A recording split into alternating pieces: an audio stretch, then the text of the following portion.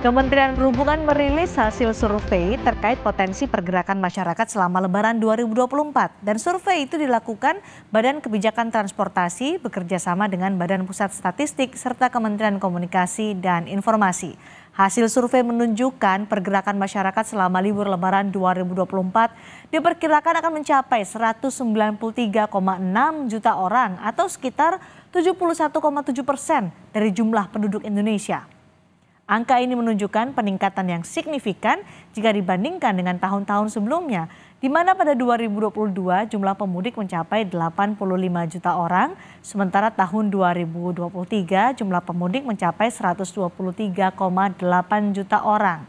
Lalu apa yang harus disiapkan dan diantisipasi agar mudik tahun ini bisa berjalan lebih baik lagi? Kami akan membahasnya setelah informasi berikut ini.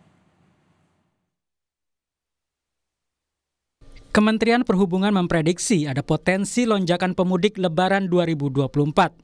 Survei yang dilakukan Kemenhub, BPS, dan Kementerian Kominfo menunjukkan bakal ada 193,6 juta orang yang akan mudik tahun ini.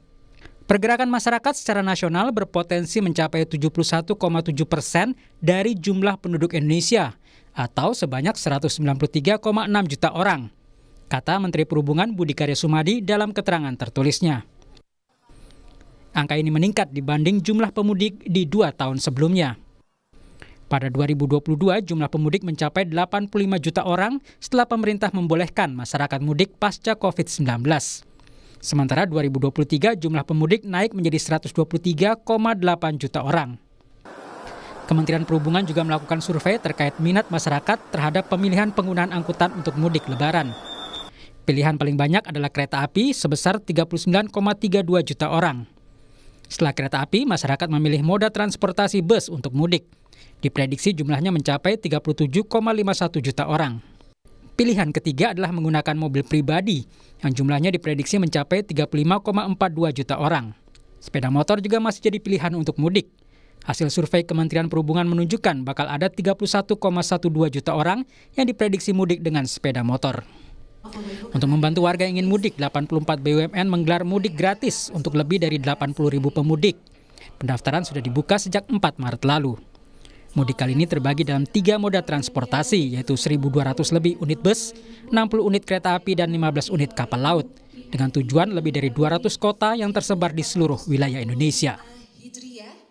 Mudik asik ini akan menjadikan kesempatan untuk masyarakat untuk cepat-cepat melakukan registrasi, dan kita bisa melihat profilnya dari yang pendaftarnya seperti apa dan dari jauh-jauh hari, dan kita bisa membuat perencanaan dengan sangat baik. Wakil Ketua Masyarakat Transportasi Indonesia Joko Setiawarno menilai tingginya jumlah calon pemudik ini belum diimbangi dengan ketersediaan transportasi umum. Moda kereta api tidak sebesar yang diharapkan. Nah, ini menjadi tantangan di Indonesia. Artinya masyarakat tetap ingin mudik itu menggunakan angkutan umum, bukan menggunakan sepeda motor.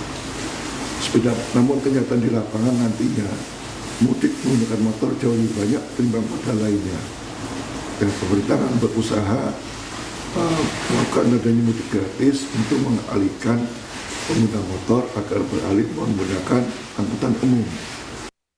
Pemerintah harus memastikan ketersediaan transportasi umum serta infrastruktur lain sehingga mudik tahun ini bisa berjalan aman dan nyaman. Tim Liputan Kompas TV.